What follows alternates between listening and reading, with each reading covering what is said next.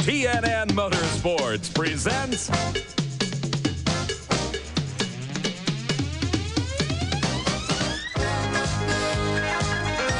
the American Sports Cavalcade.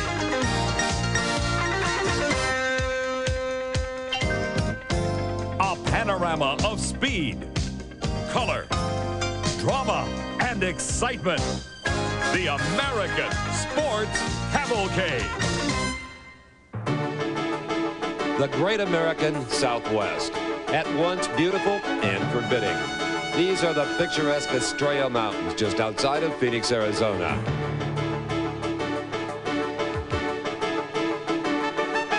Nestled in the foothills of these rugged bluffs is Phoenix International Raceway. Hello everyone, I'm Steve Evans, and today we're here to cover the final event of the NASCAR Southwest Tour. Now historically, this race has been a hard-hitting affair, and today we expect more of the same as we bring you the GM Goodwrench Delco Battery 300. To set the stage, let's go to Mike Joy. Thank you, Steve, and hello, everybody. Here in the scenic Southwest, amid the towering saguaros and the sagebrush. Last year in this event, it wasn't tumbling tumbleweeds, it was tumbling race cars. This event was just plagued by a rash of caution flag fever. And that may be one reason why the grandstands here at Phoenix are absolutely packed for this year's edition. What makes this event so prone to contact and caution flags? Let's find out from my two broadcast colleagues, Neil Bonnet and Buddy Baker. First, here's Neil. Thanks, Mike. I'm down here in the garage area, and I'm with some equipment that was used a lot last year in this particular race. When you take these cars on the Southwest Tour, they run virtually on little half-mile racetracks. You really take them out of their element when you put them on a big one-mile racetrack like this with the high speeds that's involved, and sometimes this equipment here has to be used to straighten these things out. It's nothing against the drivers. It's just a matter they got a lot of ability, but you're adapting a car from low speed to big, fast racetracks. They have their hands full. One thing they like to do, very seldom do the Southwest Tour guys get an opportunity to race against the Winston Cup drivers. And some of them are in this race, and these guys are ready to jump on them. For more on that story, let's go to Buddy Baker. Well, Neil, there's one thing you can always count on. When there's a good competitive race going on, you can always count on Darrell Waltrip and Ken Schrader being there. You know, they could be anywhere and they wanted to be this weekend, but they wanted to be here racing. Here's what they had to say. The thing about this kind of racing, I think back when I first started racing, and I drove some terrible cars. And I drove terrible cars everywhere I went. And I always dreamed of someday having a really neat, fast, pretty race car with little chrome on it and the fast engine and big tires and noisy motors. And now I can do that. I can afford to do that. And so every time I sit in my race car now on any race really, I just think back to when I was 18, 19 years old, and if I'd only had a car half this good, what I might have been able to accomplish. It really is like flashbacks. Every time I get in one of these cars against other drivers that I don't compete against on a regular basis, it's just a big thrill for me to go and take my car and my team and go and compete and try to beat them. It used to be fairly easy, but it's gotten rather hard, and I don't know if the competition's gotten stiffer or maybe I've gotten stiffer. I don't know. On a day that you could be off, what makes you come to a place like Phoenix? Well, there's a race there. I mean, I really love the racetrack to start with. It's a GM Goodwrench AC Delco race. They just happen to have their name on our little short track car, so we had to come out and play. Well, not only will the Southwest Tour drivers have Schrader and Waltrip to contend with, but another interloper, one from NASCAR's Northwest Tour, has captured the pole position. Let's meet him with Glenn Jarrett. Well, Mike, it is a little surprising. Although John Pox has 6 Southwest Tour victories to his credit in his career, he's had to run a limited schedule this year due to financial problems. John, you've only run 5 races. You've got 1 other victory, 2 top 5s. When you run really well. Yeah, you know, we just had a limited year this year. We built the new cars, A1 chassis. It's working real good. It's, you know, obviously we're sitting on the pole, and I hope we can just stay here all day. Well, what about today's race? A lot of good cars, a lot of talent in that field. Can you hold them off? Well, I don't know. There is a lot of good talent, a lot of experience behind me. I'm just hoping I can, you know, if they do get by me, I hope I can learn from what they're doing. Well, best of luck to you. And my colleague, Randy Pemberton, is standing by with a guy who always runs well here at Phoenix. That's right, Glenn. I'm standing by with Toby Butler. Of course, Toby always runs well, as Glenn said. But last year you were in contention for this race. You cut down a tire. I know that was a killer, but you have won here. You won here in the spring. What about today? Well, we're real confident. We got a brand new pace setter chassis. And the guys finished it up in the motel parking lot Wednesday night. You know, we struggled all day and finally found some speed before qualifying and clicked off a third fast time. So we're hoping to bring the Wide World of Maps, Van Cleef, Ford, Larson, and King Machine Thunderbird up front today. We'll see. What about tires here today? You're on Hoosiers. I think Hoosiers the best bet. We just were unfortunate last year. We had an excellent car under us. We had one defective tire, you know, the luck of the draw on that deal. But I think we'll be okay today. Good luck today. Let's go back upstairs to Mike Joy. Thank you, Randy. You have a look at this NASCAR Southwest Tour for the GM Goodwrench Delco Battery 300. We'll be back with the start of this race after these messages.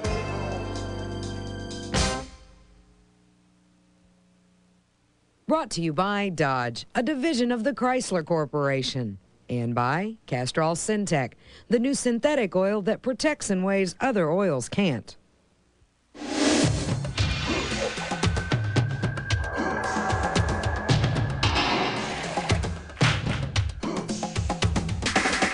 Quote, a mid-sized Dodge Dakota with an optional 230 horsepower Magnum V8 outpowers, outhauls, and just plain outpulls even full-size 5-liter V8s from Ford and Chevy.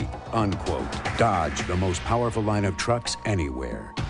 Get $500 cash back on new Dodge Dakotas. One of these engines was filled with Castrol Syntec, a new synthetic oil. The rest with conventional oils. They were then drained and started without oil to prove a point.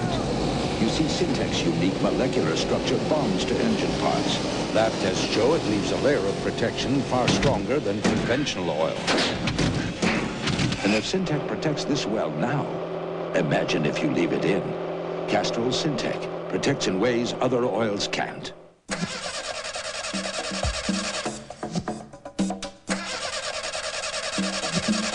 Come on.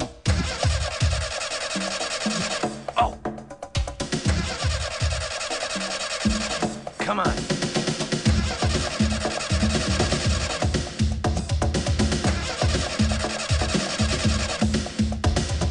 Mopar, the parts made for Chrysler Corporation vehicles.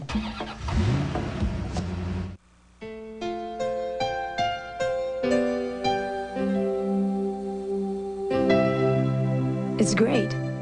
They fixed up that old truck and went out for their big driving lesson.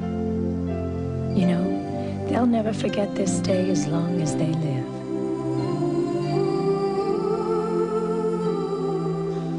Here's to fathers and sons, first-time driving lessons and comfortable blue jeans. Wrangler. Gentlemen, start your engine.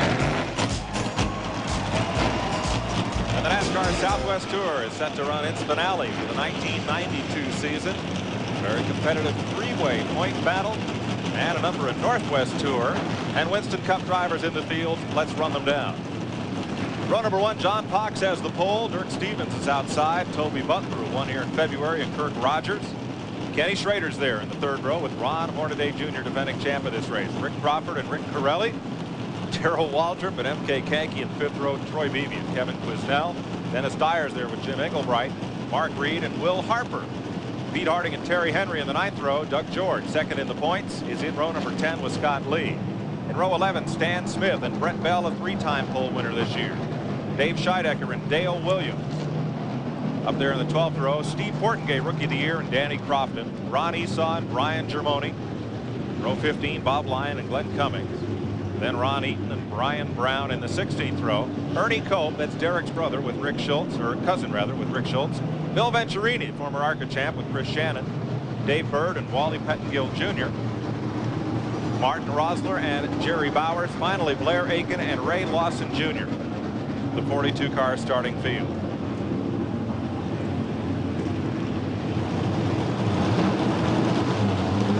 As this is the final event of the season, and it's a very hotly contested battle for the championship won last year by Rick Corelli.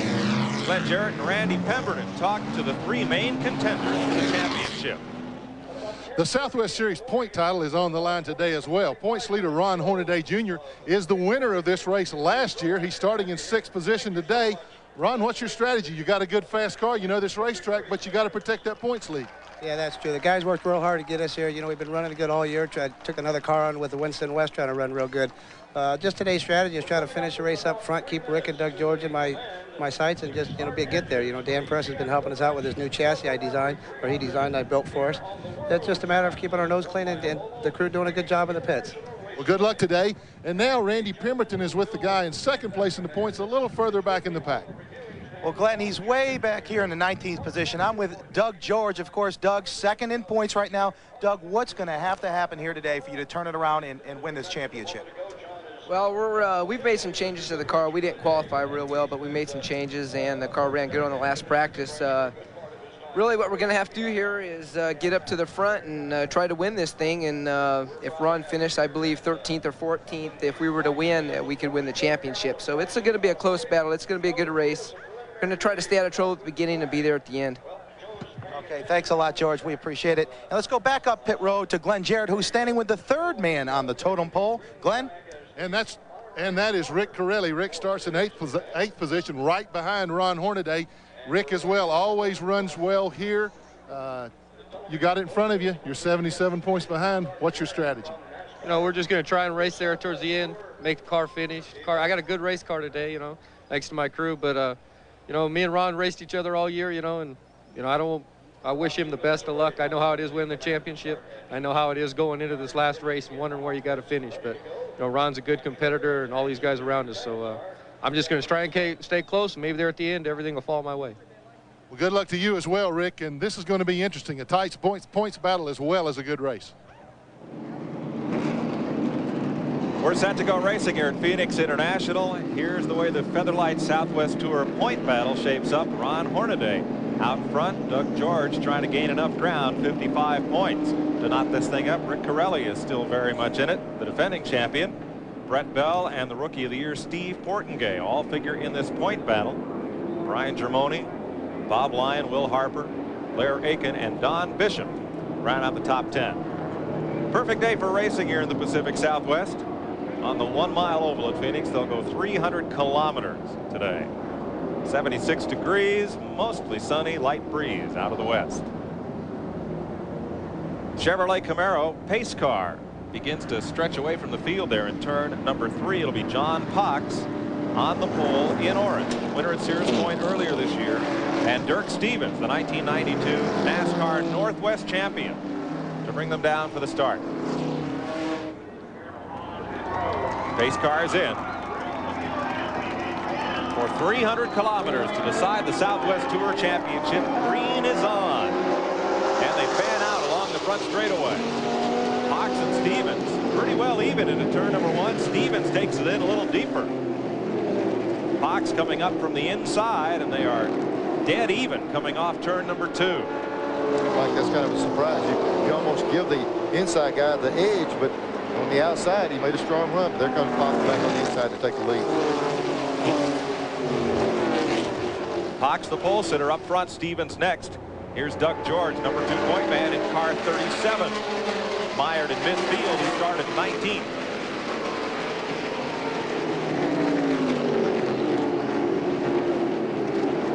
Stevens currently running 18th. Let's go back up front where Fox has the lead. And Stevens is having trouble holding off Toby Butler for second. Butler's had a lot of success here at this racetrack. He just had trouble finishing races. He's always up front and leading. He just had a little bit of bad luck, and looks like he's able to move up right now. Quickly, the field goes pretty much single file. Darrell Waltrip trying to move up. Caught there on the inside and will drop a spot. Waltrip will to M.K. Kankia, number 33. 33 car has trouble going down the back straightaway. Just as you mentioned it, Mike, he's pulling over. Stop and go penalty on Dave Bird for jumping the start. We got a spin coming off 4 up here. Got 1 car in the wall. Make that 2. 4 cars involved now. Another one spinning. Blair Allen, the 09, spinning around. And at the tail end of all that, Jerry Bowers, number 16, just missed, slamming the end of pit wall. 2 cars crushed against the concrete.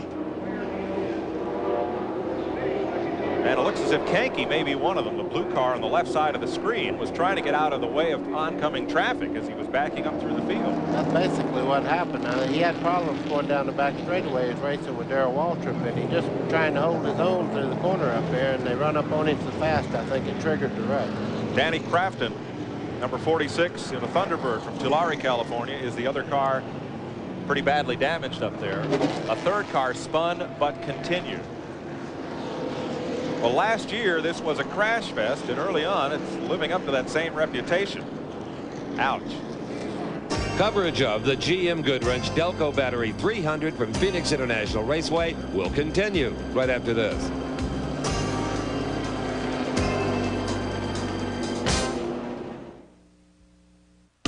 Today, performance cars come in a variety of designs, sizes, and even prices. So do Goodyear Eagles, the world's most successful line of performance tires. There are all-season Goodyear Eagles, new ultra-performance Goodyear Eagles. There are Goodyear Eagles for the classic and for the contemporary. No matter what performance car you own, there's a Goodyear Eagle priced for you. It's another reason we say the best tires in the world have Goodyear written all over them. Well, I drive a race car for a living. I depend on the parts and pieces in my car. And I feel so confident knowing that Pennzoil is protecting the moving parts inside of my engine. Pennzoil's quality and protection give me the confidence I need to do my job without second thought. The protection that Pennzoil offers this race team makes us feel great. That's why I have the confidence to use it on the street and in my race car. I recommend Pennzoil to everybody. Pennzoil, performance, protection, quality. Oil. It's the lifeblood of your engine. That makes your oil filter your engine's most vital organ. That's why Fram keeps going the extra mile to make the best protection even better. The Fram Extra Guard oil filter. Unique glass fiber paper stops more dirt than any other filter for the best protection ever. Fram Extra Guard. American or import, it's an extra lease on life. It's called the daddy of them all, and for good reason. That means non-stop action from the time the first chute opens until the last bull's been ridden. Don't forget to kick in some top-notch country entertainment, courtesy of Charlie Daniels and Buddy Marty Stewart, plus the nitty-gritty dirt bands. Yes, nothing captures the spirit of the Old West like Cheyenne Frontier Days with Charlie Daniels and friends. Monday night, 10, 9 Central on TNN.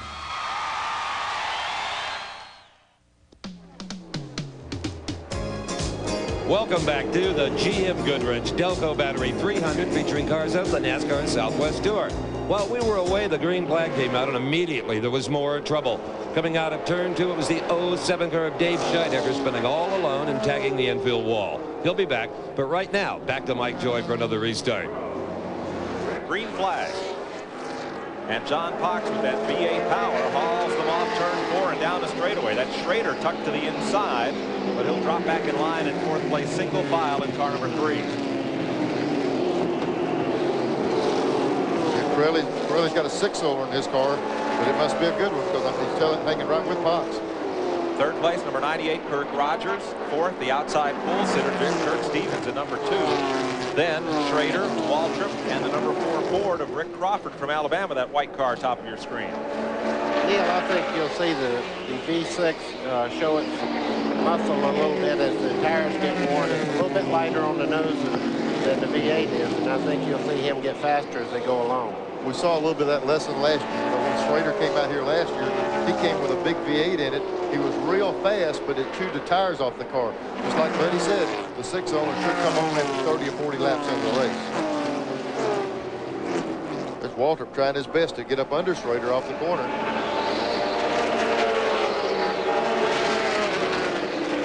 Toby Butler in and amongst that pack, back in 22nd position. Number 38. It's a good thing they put a guardrail on each side of the track. These guys, they go from wall to wall down the straightaways. Let's check with Glenn Jarrett. Glenn? Well, I've moved back into Toby Butler's pits. Under that caution, they did come in and change 2 tires. They changed the stagger. The car was way too tight. He couldn't turn the car in the corners. He has radioed back in and told his crew chief, Jeff Butcher, the car feels much more stable now. So Watch him work the traffic. If he catches a caution, he could yet be a factor in this race. He's awfully good on this racetrack. Won the Copper World Classic here in February and dominated much of this race last year before having tire trouble and dropping by the wayside. New spoiler rule on the Southwest Tour this year here at Phoenix. 50 degrees minimum spoiler angle in effect for this race, trying to create a more stable race car and keep the competition closer together. Mike, I think after the race last year, all the cautions, they said we're going to make these guys time down a little bit better. And as long as everybody has to go with that much, it's a lot better for the whole field.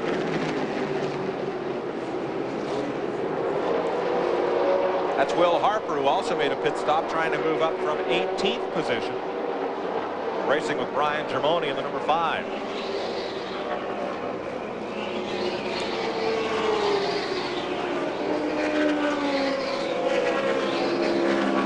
Let's go to Randy Pemberton. Well, I'm standing in Ron Hornaday's pit, gentlemen, and he pitted the car on lap 33. We were talking a little bit about tires. They didn't like what they saw in this pit. The right rear, these are Goodyears on this automobile, right rear tire was worn considerably, and guys, that should not be at lap 33. So these guys are a little concerned down here. We'll try and get a word with the crew chief in a little while to see what they're going to do later on, possibly change the car, because they did not have time to change it. They just looked at the tires, and they didn't like what they saw. Hornaday's number 97, the defending champion of this race. He's currently in 19th place, needs to finish 12th or better to clinch the title. Randy's talking about tires. Anytime you come to a racetrack and there's more than one tire brand there, they're almost battling each other. They come in with real soft compounds, get as borderline as they can, so you'll try to choose that particular tire. And we're going to see a little bit of tire wear today. Well, that's what happens when you have a tire battle and more than one company involved. Oops. Somebody around between turns 1 and 2. We have a crash going into 1. Caution is out for Jim Engelbright. Was the car that got away from that one. I think that's Kevin Quisnell up by the wall. There's oil or water going all the way down in the first turn. That's what caused the second caution. We see the car wrecked up there, and there's oil going on past him to another car. Not sure if that's Quisnell's number 21 or Brian Brown in 27. We'll double check here. That'll be the 3rd caution flag of the afternoon up there in turns 1 and 2. Yeah, Jim Engelbright was in the middle of that too. He had a problem. All coming off second turn. He's got the car recranked and coming around now. We see some lead cars going. Looks like they got together, buddy. The yellow car. Yep, yellow the 21 car comes straight across. He's trying to get into the groove, and he just comes straight across, and he and the... It's hard to see the car because of the smoke. That's exactly what that Look at this 20 car here. You talk about really getting into something. Yeah, wow. Troy Beebe was that yellow car. Wow. Yeah, punched him right in the door. Yeah, Engelbright, I don't think he knew where to go with all the smoke. No. Couldn't find the car in that cloud. Randy? I'm down here with Jimmy Engelbright. What happened out there? First of all, you okay, and what happened? Yeah, I'm okay. Somebody spun out in turns 1 and 2 from what I heard from my crew chief. Told me to go high. I went high, and as we was coming into 1 and 2, the car ahead of me spun the car ahead him out. I had nowhere to go. It came right across the track right in front of me. That's racing. 30 laps under green, an equal amount under caution as we come around. And the pace car will dive in. New leader, Kirk Rogers, out of Spokane, the Rogers Racing Engine Chevrolet. He takes off, and the battle is for second. Pirelli looked like he might have missed a gear on the takeoff there, and allowed the 2 car to get up under him. Dirk Stevens, but Pirelli comes right back. Pirelli come off that corner, Neil. I think that Dirk just got a good jump on him. We saw him off the edge of the track past him. Once Pirelli got it wound up, he's able to go right on back into second place. I tell you, Kirk Rogers is going to be hard to get back by too, because that car is extremely strong down the straightaway. 61 laps on the board. John Cox, the early leader and pole sitter in the orange, number 73, has his hands full of race traffic as he picks his way through. Well, that's what we were talking about Mike earlier. He made an early pit stop, and he's got to contend with all this lap traffic. And on this track, you're talking about some lap traffic because they're running 3 and 4 abreast. He's up to 19th spot in his run back to the front.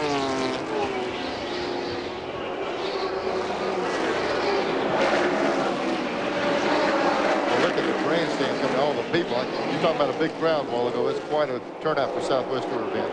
Well, they heard about last year's race. Here's Doug George, number 2 in the points, racing Kenny Schrader. 5th place. Down the inside of Schrader, but Schrader won't be one of these guys give up easy. He'll work hard on the outside of the racetrack. Doug George has come from 19th to 5th. Don't believe he has yet made a pit stop. Neil, it looks like Schrader might have a pushing condition. He's not getting off the corner like he should. They're getting right up under him in the center part of the corner. Yeah, he can't keep the car quite as low as he wants to. Also in the picture, the yellow car is Troy Beebe, and that number 5 is Brian Germoni. Flying Brian. Of course, you said everybody named Brian was called Flying, right? Most of them. 6th and 7th spot there, right behind Schrader.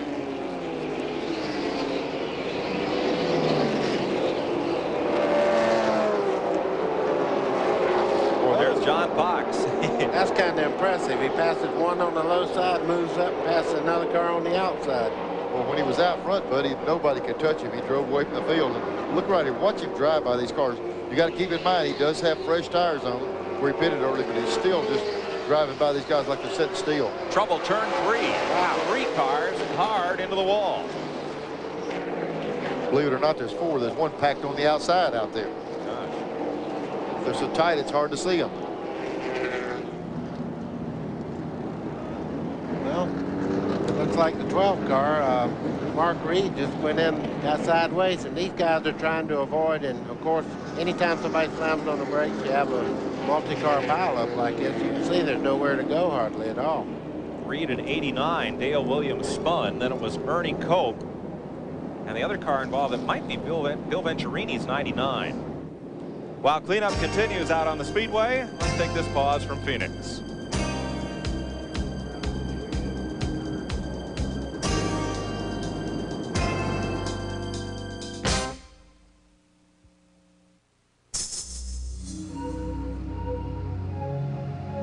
Highly sensitive microphones and even stethoscopes were used to isolate noises in the new Intrepid. Triple sealed doors, specially designed tires, and a unique muffler system were used to quiet them.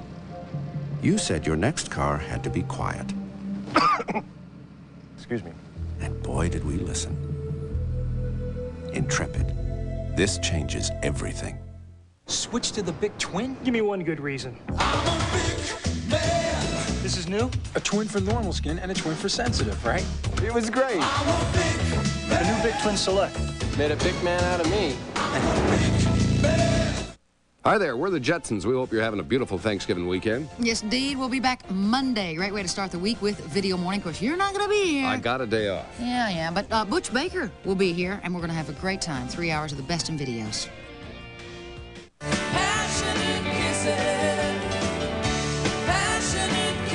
The sound of young country. Mary Chapin Carpenter with Lucinda Williams and Tim O'Brien. The only thing I still do, like I used to do, is carry this torch for you.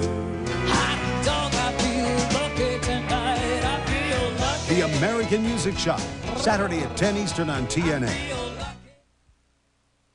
Hello, darling. K-Tel International presents the country music video of the year. Conway Twitty, #1 hit. You want a man with the smooth. Conway Twitty, the high priest of country music, in an exclusive video release. You've never been this far. To order, use your credit card and call this number right now. Darling, how I love. Plus, if you order right now, we'll send you another complete video, Conway Twitty, the early years, absolutely free. You also get Conway and Loretta. Over 50 #1 hits and still counting. Conway Twitty, #1 hits and the early years, both only $24.95 if you order right now. Call 1-800-238-9300 or send check or money order for $24.95 plus $4 shipping and handling to Conway Twitty, P.O. Box 10030, Stamford, Connecticut 06904.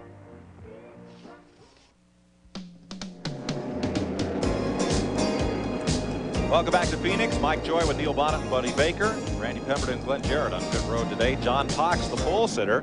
after pit stops, has gone back to the lead. Dennis Dyer in second. Ron Hornaday trying to wrap up this point title.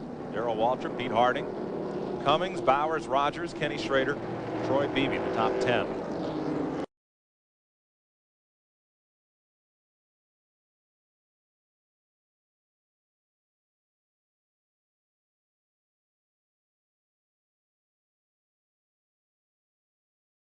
Halfway point, we're getting ready to go back to green. Among the point contenders, Hornaday is third in this race. He's the point leader. Doug George, the runner-up, is back in 13th spot, and Rick Corelli, third place point man, is 11th. We're going to have to watch and see. Pox did hit something on the racetrack and damaged the air down. We're going to have to watch and see if it affects the handling of his race car on the start. The 5 of Brian Germoni is a lap down, trying to get one back from John Pox. That's going to be a tall order for car 5. He's got a good run at him up off turn 2, though. Pox might be just kind of feeling it out, taking it a bit easier. He knows his car took a pretty good lick in the front end. He wants to see if that thing feels just the way it was before. Hoosier shot Brian Germoni as they come across. Gets a lap back temporarily from John Pox, the pole sitter, in 73. Car number 8, second place car right there, Dennis Dyer.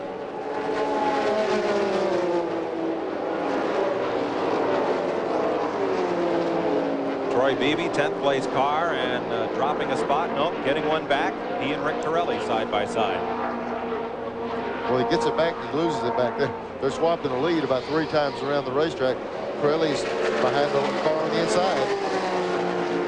Now they'll go 3 wide down into 1, and Troy Beebe holds on to that spot at number 63.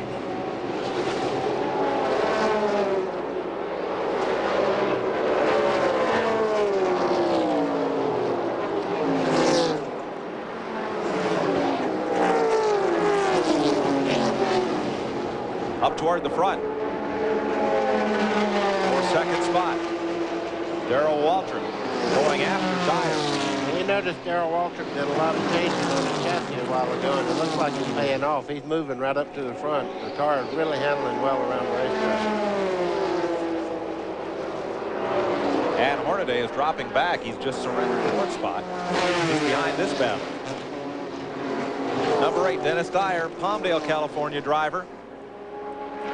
Gives up a spot to Waltrip. Just behind Dyer, Pete Harding, and then Hornaday. 2 yellow cars. This is all happening about 2 seconds behind the race leader. Well, we're pretty much back where we started this show, with John Pox shooting away in a tight battle for second right behind him. Mike, we're getting word that the Hornaday car is smoking and even getting worse each lap. We're going to have to see if he's got a problem. That's him at the top of the screen, 97. As now Dyer has his hands full with Pete Harding out of Surrey, British Columbia. Neil, I'm not sure on Hornaday's car. It looks like it might have a tire rubber because it does not smoke down the straightaway. When he leans into the corner, you notice the smoke starts to come out of the car there. Doug George in 37. Took this restart back in 13th position. That's where he runs right now. That's the blue car, number 37. Second place point man.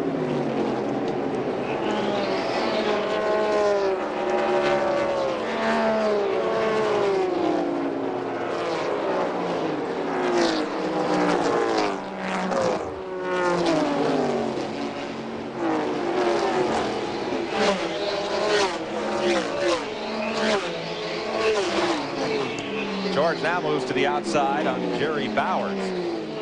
Picks up 1 notch.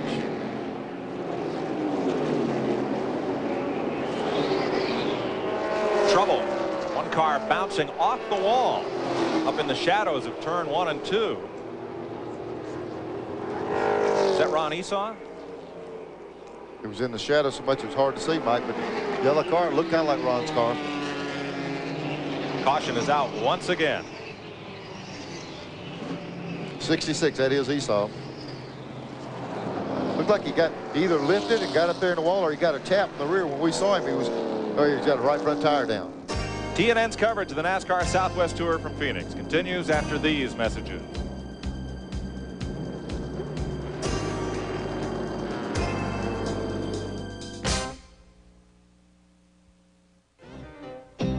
Are you running around in circles, trying to firm those hips and thighs?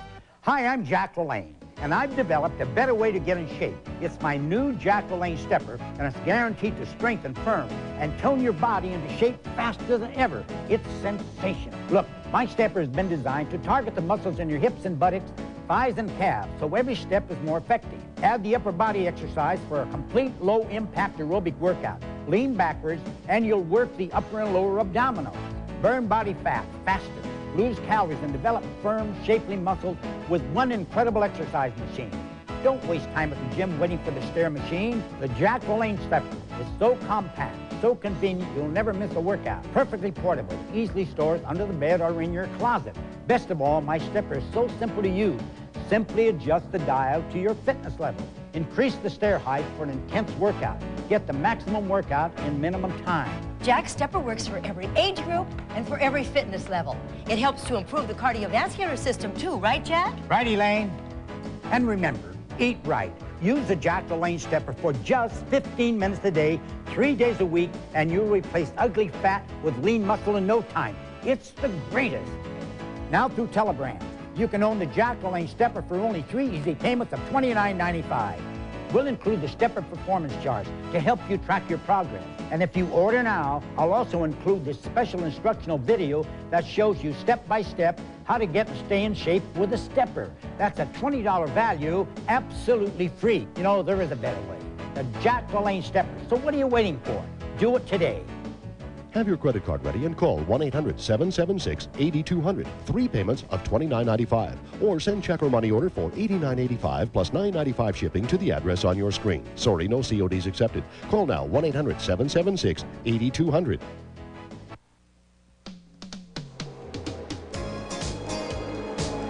With Ken Schrader in the number 3 car running in 8th position and battling number 6 Rick Corelli, let's go back to Mike Joy, Buddy Baker, and Neil Bonnet. Now here comes Corelli inside of Schrader. And looks like he had the line going into turn number 1.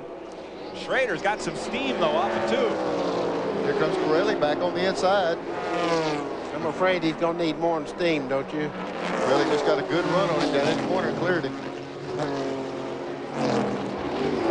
So Rick Corelli moves up a spot on Ken Schrader, and he takes the 98 of Kurt Rogers with him. Let's go to Randy Pemberton.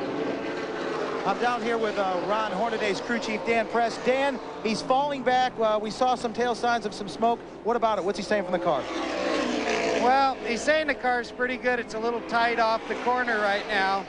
We need to get in and make a little bit of a stagger adjustment. We're really not seeing much smoke, if any. We're going to take a look at it as soon as he comes in. We're hoping we can just ride out maybe another 10 to 20 laps. That way we can go all the way to the end.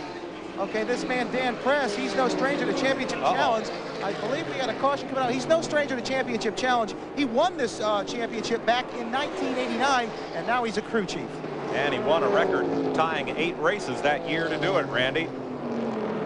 His driver, Hornaday, has more trouble, though. The roof has kind of come unhinged on the right side of that race car. He's caught a huge piece of debris, it looks like, through the right side of the windshield, peeling back the windshield and the roof. I couldn't tell whether it was drive shaft or a piece of exhaust pipe, but something big, shiny is laying in the middle of the front straightaway here. I'll tell you what, he was lucky. You can see it right there, buddy. It's like you say, it's either drive shaft or tailpipe. We get close enough, we can tell. Tailpipe. That's tailpipe. Yeah, and let me tell you, if that's what went through the right side of that car, he's lucky the thing didn't get him. It looked like a lot of damage to the car when it flew off and hit the car behind him. Remember one day that happened to Dale Earnhardt at Talladega, and only the fact that Earnhardt sits so low in the race car that saved him from serious injury. Look at the windshield on this car as it comes past, and what was the roof on the right side. Wow. Now, can you imagine what would happen if that would have hit the left side of that car? Thank goodness the thing hit over on the right. There's a roll bar protecting. See the roll bar through the opening there? Even though it tore the bodywork away, there's some inner roll bars that would have protected the driver, but Boy, just thank goodness on the other side. And also there's 3 bars vertically through the center of the windshield that help deflect that off to the right. Not sure which car it came off of, but now watch toward the top of the screen, the red and orange car. There goes the piece of tailpipe. Yep, it goes up under the yellow and blue car here. It's bound to fly up into the front of the yellow. There it goes. There it goes. Right through the roof. Boy, that had to be a shock to him for that to come up. And right under the starter stand as well. Yeah, that windshields in these cars are Lexan, and it's kind of like used in an aircraft. Super slow motion here. Wow. Watch this piece right here. There it comes. Just ripped. Well, that's the roof ripped Right off through on it. I'm telling the roof of that car. He's lucky that wasn't on the driver's side. I'm telling you, it ripped a big section out of there. I'm not sure there's enough 200-mile-an-hour tape in the state of Arizona to fix that. Randy? We're down here with Ron Hornaday. I'll tell you, they're using all kinds of duct tape. It literally ripped the hole in the front windshield as well as the roof panel off. The crew is working furiously. Ron's sitting in the car just banging his head. He is truly upset. Back in gear, and Ron is down and away. But this man was definitely upset inside that race car. I'll tell you, Mike, one thing that's going to be critical here. I don't know if he uses a full face helmet or just an open helmet. Whatever, if he's got a full face helmet, he's going to be okay when this thing restarts. If not, that thing about blow his head off. He's going to be like driving an open wheel car.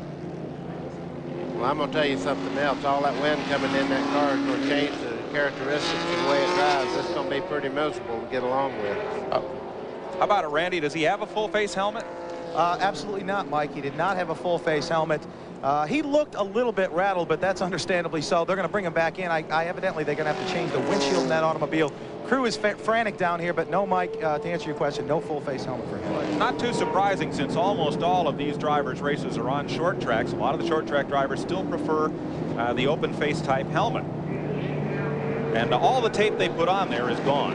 In my opinion, that's a weak argument. I think they all should wear the full face helmet. I would agree. I tell you, if they do not put a windshield in this car, you can put all the duct tape and everything you want to. It's not going to stay on there. When this car gets up to 140 miles an hour down these straightaways, it's like a parachute. I wouldn't doubt it blow the back window and the whole roof off the car when it gets back up to speed. TNN's coverage of the NASCAR Southwest Tour from Phoenix continues after these messages.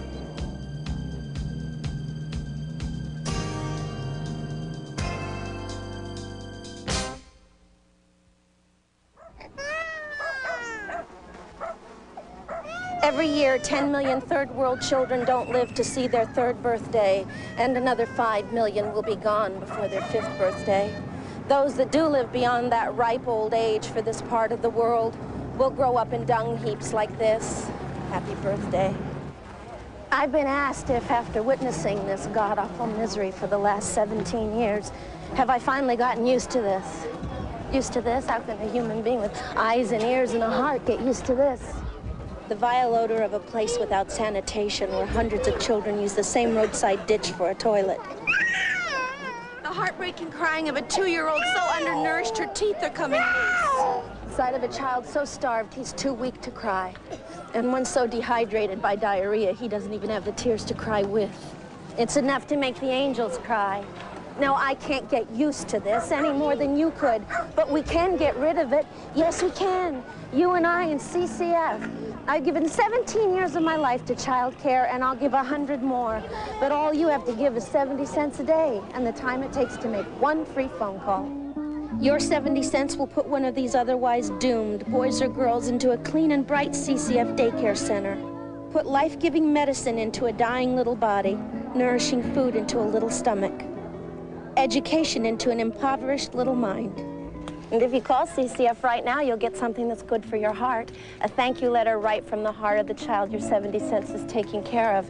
A letter that says something like, "Dear friend, I was very sick and could not get out of my bed, but now I am back in school again, so there will be many more letters to you." Can you think of a better reason to call CCF right now than the chance to give some child the best birthday gift of all? A life of many, many more birthdays. Right, Helen?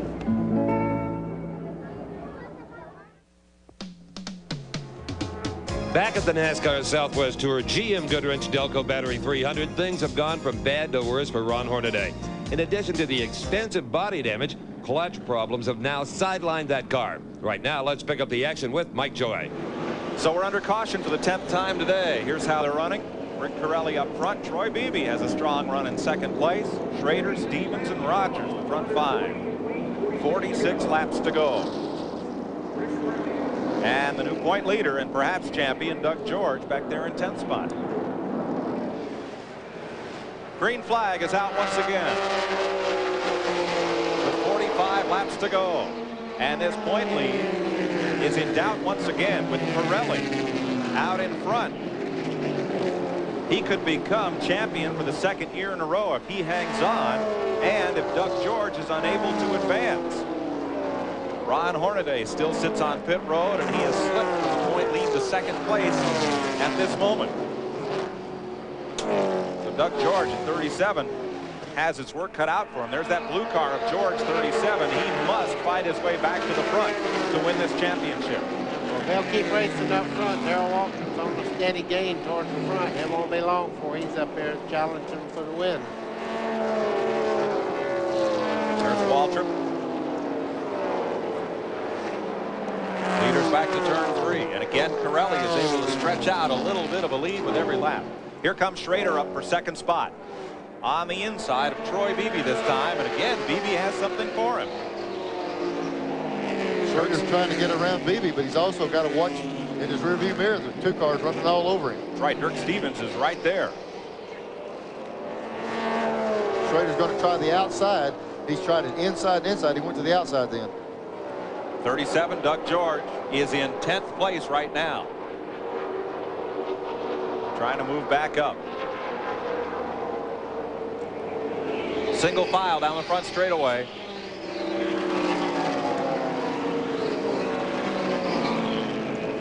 Doug George behind a lap car. Schultz. And a long way to go to try to win this championship. He's trying to haul number 4 Rick Crawford to the point with him. Back up to second place. Schrader in number 3 working on Troy Beebe. Schrader's pretty persistent. He just can't get a good enough run on Beebe to get around him. He's working every way he can. That's a strong pack of cars. And Doug George unable to advance. Schrader dives to the inside, going down in the third turn. Couldn't quite do it. There's Doug George. He is just, and he's got John Pox right alongside number 73. They're all knotted up right here, coming off turn 4.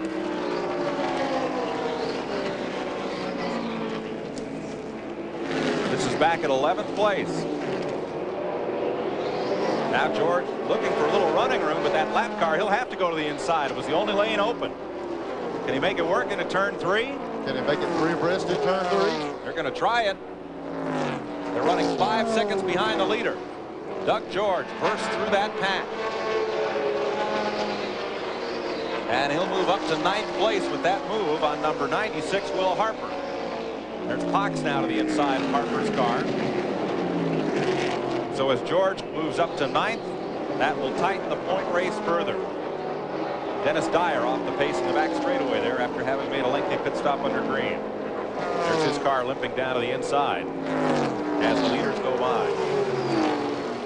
Doug George comes up to 9th, and that still leaves him 20 points behind race leader Rick Corelli in the fight for the championship. Up at 4th place, Dirk Stevens going to surrender 4th to Kirk Rogers, that white 98 car on the outside. And Stevens falls off the pace. 2nd place, Kenny Schrader is underneath Troy Beebe. That's the best run he's had right here, buddy. That's as good a run as he's made it, but Beebe's been able to come back on the outside every time we see him do it again. Well, he has just a little more momentum down the straightaway, but I think, well, no, he lost that position he had, but now he closes back up. Fighting for 2nd spot, running 2 seconds behind Rick Corelli, the leader. Neil, I don't think he has enough to get him on that approach. He's going to have to make him make a mistake to get by him. Yes, Schrader's tried every way to do it. He can't do it. It looks like Beebe can outrun him down the straightaway. There's Schrader on the inside. Watch Beebe pull him up off this corner again. Good fight for 2nd spot. Dirk Stevens continues to drift back in the field. Doug George moves up into the 8th position.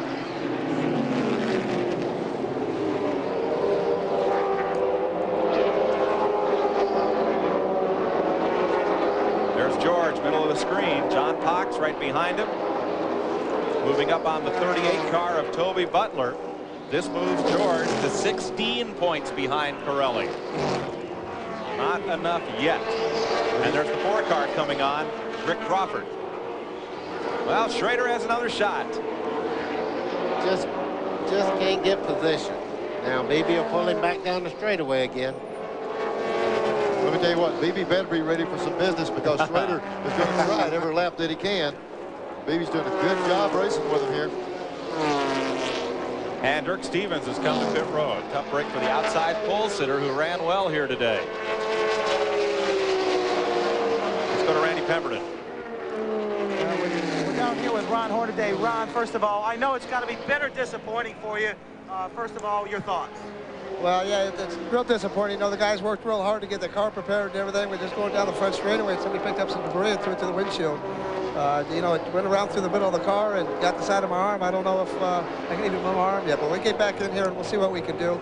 Just try to finish the race, you know, and, you know, hats off to the guys out there, Doug George and Rick Pirelli, running a good race. And we're just trying to finish out there. We're just in a bad position, and we picked up a piece of debris. Okay, also clutch problems. Clutch problems. Well, I think that's what happened is when we ran over the debris, it came up at the bottom of the transmission, and it put the hole in the bottom of the trans and filled with the clutch with oil. You know, this little Toyota V6 just really performed well all day. It just, you know, it's super. You know, Don Coors, Oil Coors has been helping us out. You know, Palmdale Chiropractor, you know, Dan Press. You know, just got to thank everybody, and you know, that tough luck will come back harder next year. Okay, these guys are all over the car down here, Mike. They're not giving up. Kenny Schrader has finally gotten past Troy Beebe in some of the best wheel-to-wheel racing we've seen today. TNN's coverage of the NASCAR Southwest Tour from Phoenix continues after these messages.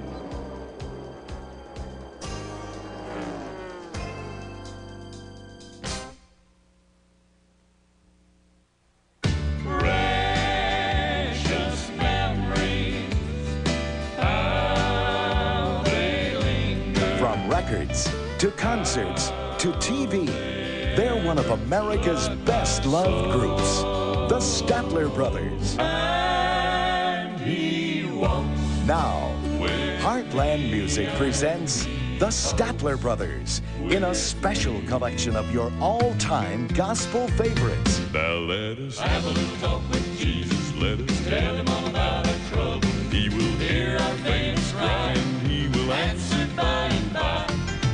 Love lifted me. The Statlers bring so much joy to every cherished song. Then sings my soul, my Savior God, to thee. Turn your radio on and listen to the music.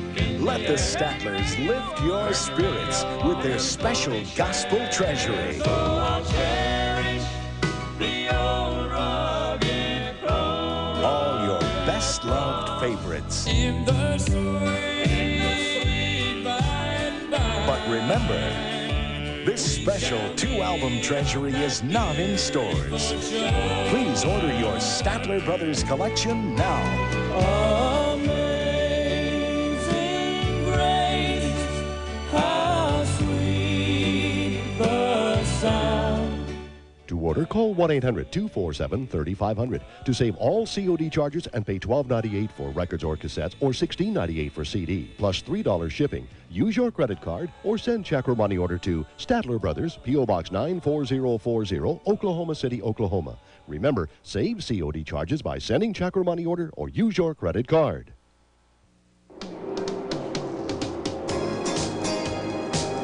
Back at the GM Goodwrench Delco Battery 300 in Phoenix, this was the scene moments ago as the number 06 car of Ray Lawson Jr. spun in turn 4. Now this caused Will Harper, Brett Bell, and Rick Schultz to lock the brakes and also spin into turn 4, bringing out yet another caution. As the field gets ready for another restart, let's again join Mike Joy. Mike? Green this time by. With 22 laps to go when they come around. Rick Pirelli up front, trying to win this race and vault from 3rd to the point championship. Kenny Schrader right on his bumper. Troy Beebe in 3rd. And now moving up to fourth will be Kirk Rogers. And to fifth would be Pete Harding. Green flag. And Doug George is right on the bumper of the fifth place car as they come down the straightaway. That's George in that blue 37. He is running sixth. Needs to go to fourth to deny Corelli a second straight championship. Troy Beebe in 63 and Kirk Rogers coming to the inside. Whoa, and Rogers almost gets around again as he makes the move on Beebe. George ain't wishing anybody any bad luck, but that was almost 2 positions there. He would have moved up. George dives to the inside on Pete Harding and will move to fifth. You know, there's a and that's one car. Harding loosing around there and dropping back.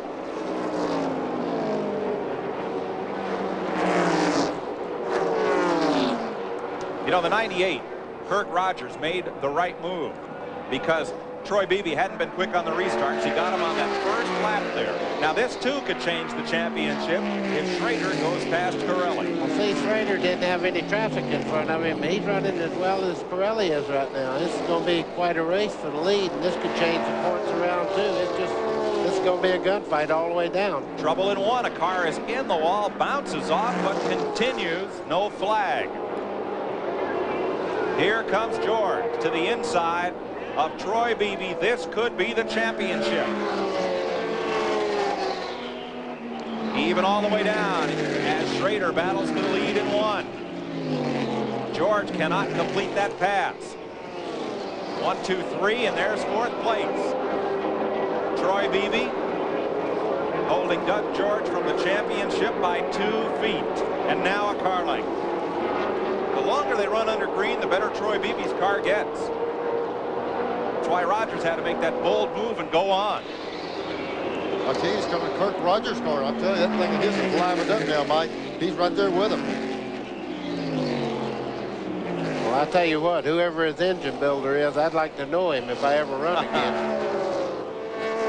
George to the inside. Can't do anything with Beebe. Here comes Cox. John Cox at 73. Trying to deny George the championship. What a pressure cooker here. Good. George knows he can't give up anything. And Cox is trying to worry about getting up there and win the race. So they're going at it tooth and nail. Corelli leads, Schrader second, Rogers third. There they are. Here's 4, 5, and 6. Trouble in the front straightaway, a grenade. Wow. And around goes Beebe. And with him, Cox and Doug George. Oh, my goodness. It got to be too much at turn 3. Slow down. As one car blows up and coats all of the front straightaway in smoke. Martin Rosler. Can Doug George in turn 3 get going again? He is still on the lead lap. That car has not restarted. He looks like he's got as much damage or more than anyone. George's car. He's got it running. Oh, but look at it. Some damage. George, Cox, and Beebe were racing for fourth spot. Cox is away from it. You know, Neil, this might be the most exciting race that we do it the whole year. I mean, it's something to watch. Well, they got a lot on the line. This points battle comes down. Boy, look at the damage to George's car. He's going to be lucky. He's got to finish fourth, and that's going to be hard to do with anything like that right there. They may have to borrow the pace car to do it. That's his crew. They've seen that car go by and assess the damage. I just noticed Doug George's car when he come by, he's losing fluid out of the left front. That usually means the oil cooler's knocked a hole in it. Well, it says currently second, but he just went from 3 feet away from the championship to third in the point standings. Troy Beebe up against the fence, might have caught a piece of the wall. Let's see what happened here.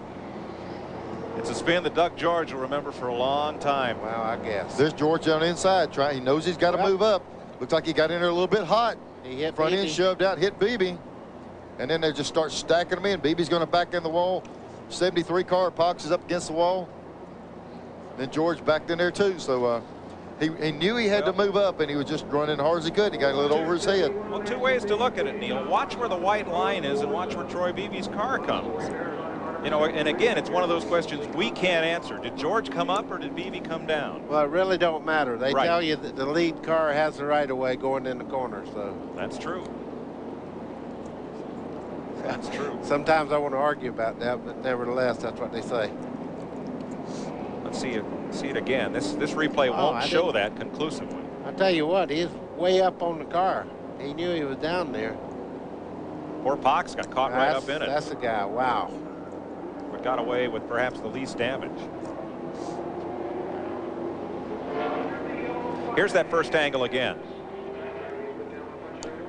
No, he's definitely in the racing groove there. Well, he just right down at the end of the race. The name of the game's racing. It's not pull over and play dead. So both of them are going after it. And sometimes you make it, and sometimes you don't. They just got tangled up. Boy, they're coming on in there. Pox, as good as his car's run, he's kind of caught just a victim of circumstances right there. Nowhere to go. Doug George is out of his car and out of this battle for the championship. TNN's coverage of the NASCAR Southwest Tour from Phoenix continues after these messages.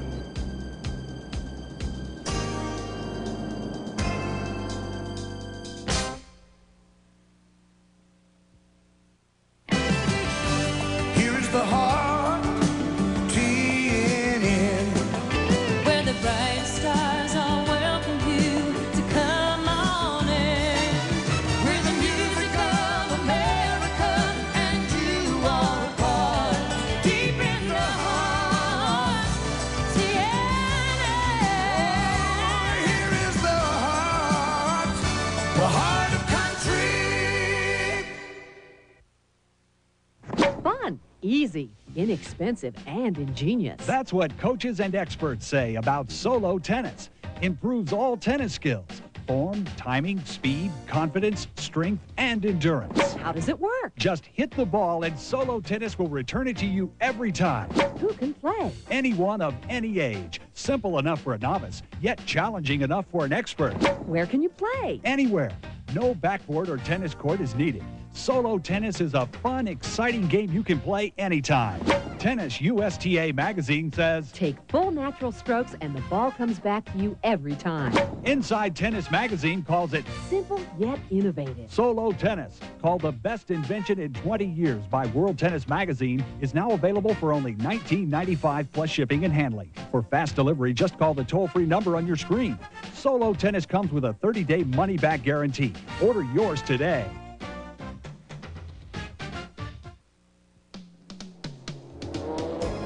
At Phoenix, they're set to settle the Southwest Tour Championship. It is now Rick Corelli's to lose. He is the race leader and, of this moment, the point leader. Schrader, Rogers, and Butler have all shown a lot of strength in this race and might have something for the race leader as we get down to it. Mike, let me tell you, going in turn one, there's a lot of oil dry on the inside, and they want to get this race back green. They're going to have to be careful not to slide out while leading this race. Ron Hornaday trying to get back in this race, back in the championship. He could still win it if Corelli has trouble. Well, look at Corelli. He just like a rocket ship out of there. Now, he has to be careful. Like Neil said, there's a lot of oil dry around this racetrack. And for the first time today, Kenny Schrader did not come flying up to speed on the restart. Ooh, you seen a car get sideways just then. Well, they cleaned it off pretty quickly down there. 7 to go this time by. Here comes Schrader. He gave Corelli a lot of room, and now he's right back on Rick's bumper. Wow. Schrader looked like he might have been holding a little bit back here. Look at him move. Now they're going to have to run down in turn one harder than they want to with that stuff in there. Let's see if they can make it. Looks like most of that got a bit cleaned off. Yep. First pass by, not all of it. Here comes Schrader. What a move, Kenny Schrader. It's part of what we were talking about, that oil dry. Really slipped out just a little bit. Schrader got up under him. And Kirk Rogers is now right on Schrader's bumper. Waltrip coming up the outside. This one's far from over. Rogers loose. And here comes Waltrip. Look at Darrell Waltrip come on. And right on Waltrip's bumper from Alabama, Rick Crawford in the Ford. They just dropped Rogers back to 5th spot. Here comes Crawford. Looks like he's going to go 3 abreast to the inside. Waltrip trying the outside. Crawford looking at the inside. Corelli in second, where he would still notch the championship. Crawford underneath Waltrip. He's coming to the front. Him and Crawford Waltrip got together, coming off corner. 5 laps to go. That side-by-side battle is good news for Rick Corelli. Look at this oil dry down there. Crawford scoots through it, so does Darrell.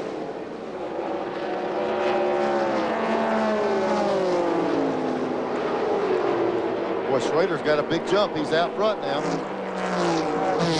Rogers, Crawford, and Waltrip all battling each other. And they're going to move Ron Hornaday back onto the racetrack for these last 4 laps.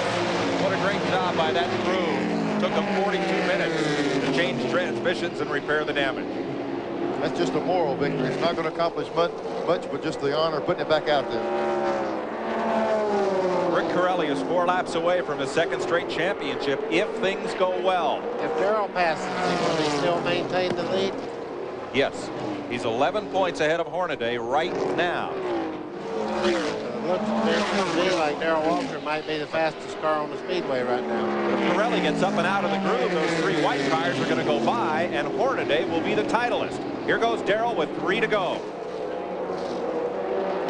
Darrell up on the inside. It's like you say, Mike, he can give up a position or 2, but not that whole line of cars.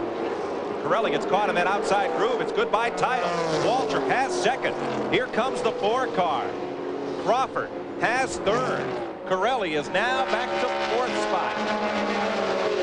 And 98, Kurt Rogers from Spokane knocking on the door.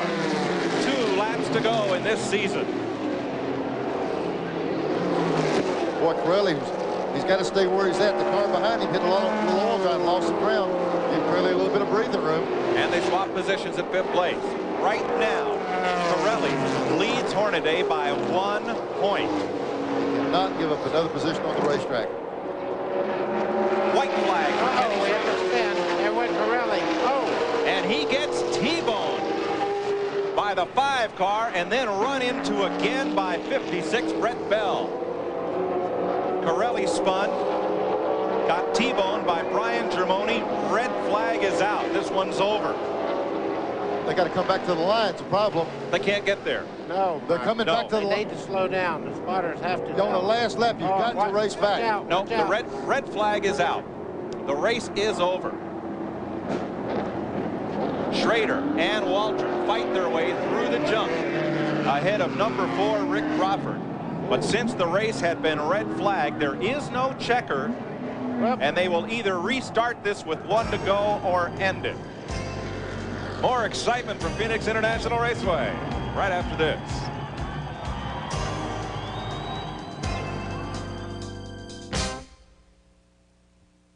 Come on, sweetheart. Your first big snow, Joey. Here he comes. Joey doesn't care that inside is the world's most energy-efficient furnace. Here he comes. Here he comes. Or that Carrier can save up to 40% annually on heating. Look at him. He loves it. All he cares about is how warm and comfy Carrier keeps it inside. Joe? If you care about energy efficiency and saving money, call your Carrier dealer. Turn the knob, Joey. Carrier, we're the inside guys. Well, I drive a race car for a living. I depend on the parts and pieces in my car.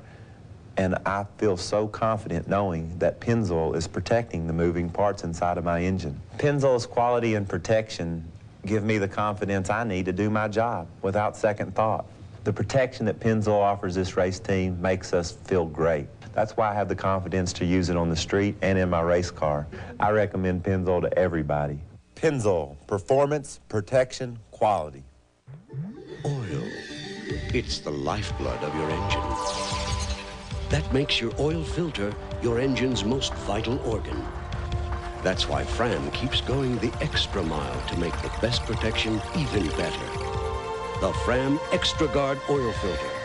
Unique glass fiber paper stops more dirt than any other filter for the best protection ever. Fram Extra Guard. American or import, it's an extra lease on life. We all like Kevin, but when he called, I thought, Kevin, get a life. Old folks home.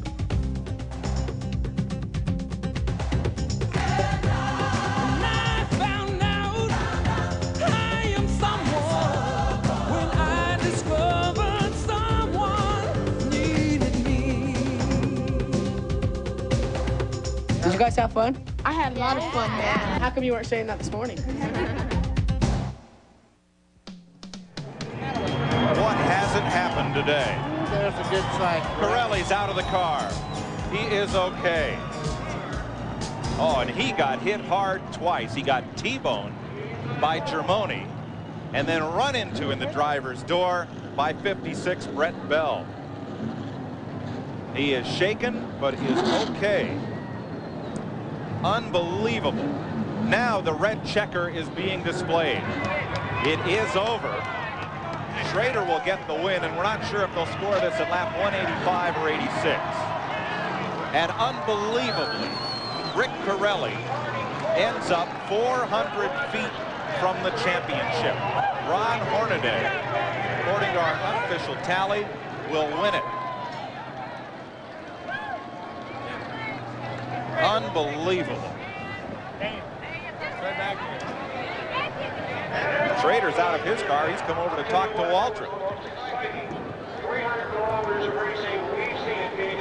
I don't think he or anybody here can believe what has happened. What an end to a race. What an end to a championship.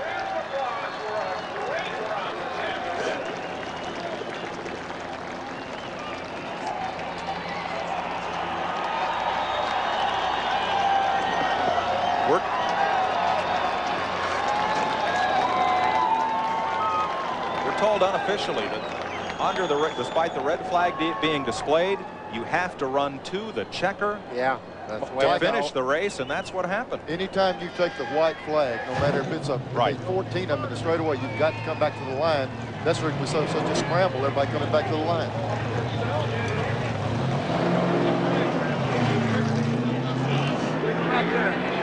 Schrader and Waltrip, arms around each other after this unbelievable finish. Randy Pemberton. Well, Ron Hornaday was out of the car. Now he's back in. They're signaling for the drivers to take their cars back around. Hang on just one second. We'll see if we can get him. Here he is. Ron, an unbelievable day for you. Hang on, gentlemen. He's trying to cross the finish line with this automobile.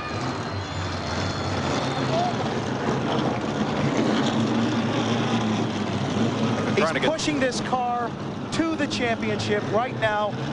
A possible fractured right arm. This crew worked desperately on this car to get it back out for a moral victory, to say the least. This guy wanted this car to cross the line. This is the happiest man I've ever seen. What a day for you guys. Congratulations. Well, I don't know if we won it yet, but I'll tell you what. I don't like to win a race like this, but you know what? We had our bad luck today. You know, Doug George had his bad luck. And Rick Pirelli, you know, just my hat's off to they ran strong all day. And I'll tell you what, I got one heck of a crew to get me back out here in the last 10 laps of this race. And if we did win the championship, I'm proud of these guys. But I'll tell you, they're all my heroes. I'll tell you, they're emotional down here. Have you ever been in a championship chase like this that ended like this in the last race? I've always been in a championship race coming down to here. It just ended up where I was always in second. I could run hard, and try to win this thing. Coming in and leading the points is probably the hardest thing we've ever done. It's really mind-boggling. It stressed us. We had 5 cars to get ready to get to this racetrack, helping other people out.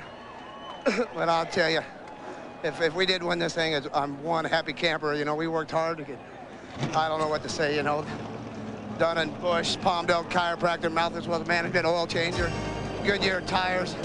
I'll tell you, if it wasn't for every one of them, Capital Pools, everybody, I wouldn't be here. TNN's coverage of the NASCAR Southwest Tour from Phoenix continues after these messages.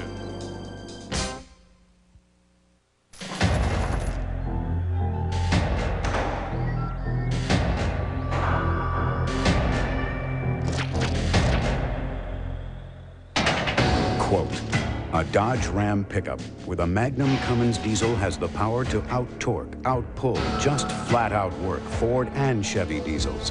Unquote. Dodge, the most powerful line of trucks anywhere. Now get $500 cash back on regular cab Dodge Ram Cummins diesel pickups. I just take it to whoever I have a coupon for. It's an oil change, not brain surgery.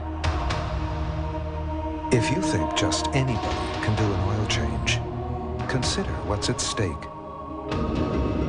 If it's done wrong, Mopar Express Lube. The experts at the dealer. It's done fast or it's done free. But most importantly, it's done right.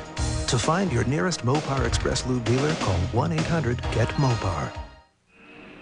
One of these engines was filled with Castrol Syntec, a new synthetic oil. The rest with conventional oils. They were then drained and started without oil to prove a point. You see, Syntec's unique molecular structure bonds to engine parts. Lab tests show it leaves a layer of protection far stronger than conventional oil.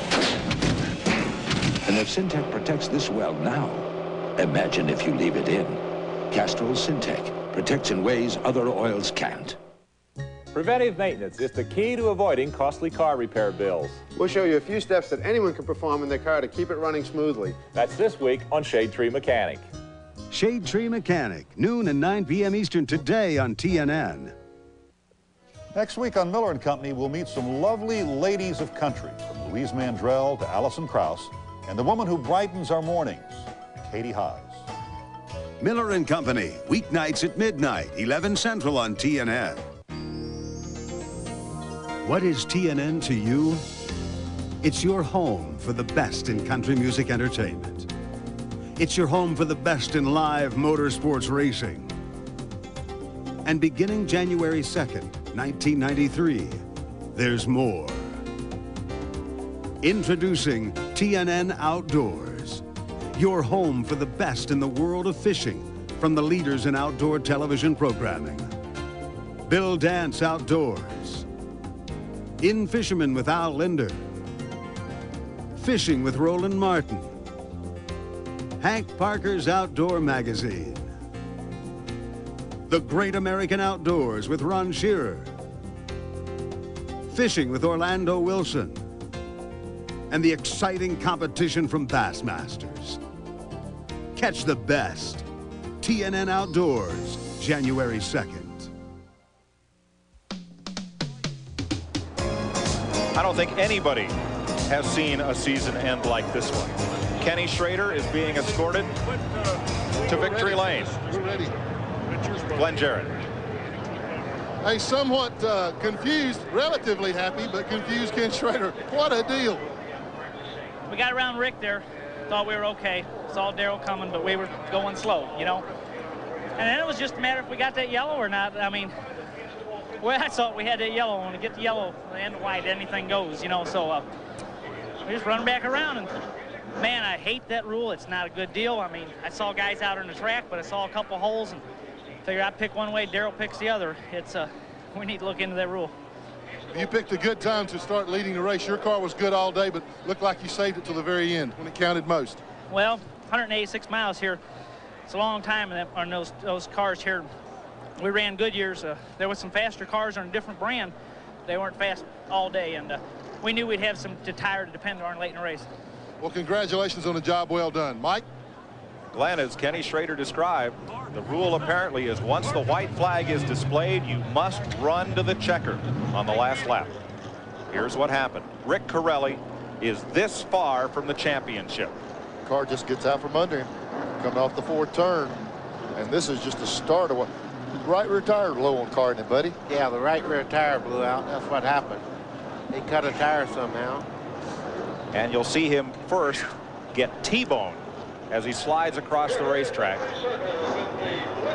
I'll tell you what, these are well-built cars to take a lick like you're going to see in just a second. Look at this. Comes right in the side. That's Brian Germoni. Hits him in the right front wheel.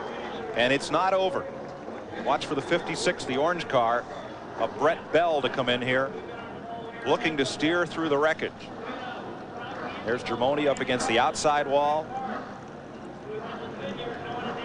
Now Brett Bell catches him in the left front wheel. Wow. Thank goodness it was the left front wheel, not directly in the door. Different angle from up high atop the press tower. You can see Corelli coming around. The car starts around. Guy went to the inside, thought he was in good position down there. And here comes Corelli backing right directly across in front of him. Look at this. What a shot. Looked like Germoni turned, tried to go to the right. Just didn't have enough room, didn't have enough time. In slow motion, You know, it looks like you'd have the time to do that, but we're going to show you this in real time as it happened. Here comes the other car, ain't going to hit him. I'll tell you one thing disturbing about this picture. You don't see a car there with the brakes locked up coming towards him. This is at speed. There goes Corelli. That's Germone. Wow. And the 56 of Bell. And again, this There's is at Corelli. speed. Yeah, the right rear definitely flat there. He went straight across. Now watch this car. Wow. Boy, lucky some more cars didn't get into it behind there. And then finally, Ron Hornaday pushes his car across the finish line to unofficially notch the championship.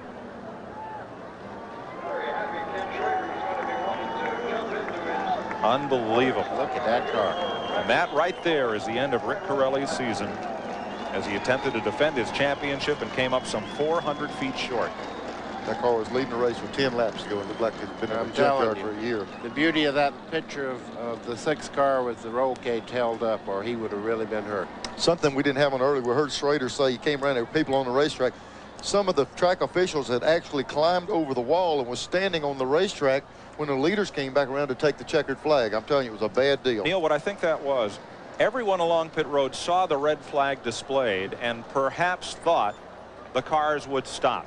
But on the last lap of the race, as we said, they have to go to the flag. Kenny Schrader summed it up. That's the worst rule in NASCAR, racing back to the checkered flag. I've never agreed with it, and I think it's wrong. Unofficially, Hornaday the champion by 17 points over Corelli. Doug George, who finished this race with a bent and battered car up in turn 2, will finish 3rd in the title, 37 points out of 1st. There's your unofficial finish of this race. There's a lot of head shaking going on here and will be for some time. 1st, 2nd, 3rd, the points. Their cars were junk after the race over. All 3 of them tore all the pieces. Right. Back through 15th place. Some of the cars involved in that incident. And most of the rest of these cars did not finish this race for one reason or another. It has been a crash fest here at Phoenix for the 2nd year in a row, as the Southwest Tour drivers end their season with most of these cars being forklifted onto the truck to either be rebuilt this season or to go to that great BFI in the sky. The boneyard for race cars. For Buddy Baker and Neil Bonnet, Glenn Jarrett and Randy Pemberton, I'm Mike Joy, congratulating Ken Schrader on his win and Ron Hornaday on his 1992 championship. So long from Phoenix. Promotional consideration provided for and a fee paid by. This special offer from Diamond P Sports. This Christmas, give Diamonds home videos from Diamond P Sports. Just released from the Diamond P archives, yet another dramatic classic, and they walked away 3. That's right, the 3rd incredible installment of this all-time best-selling series captures motorsport's most perilous moments. Stock cars tangle and tumble on the oval high banks. NHRA drag racers experience terrifying infernos. Sprint cars dance too close and pay the consequences, and much more. While in each breathtaking incident, the driver beats the odds. To order and they walked away 3, call 1-800-257-9191 or send check or money order for $24.95 plus $4 shipping and handling to the address on your screen. That's 1-800-257-9191.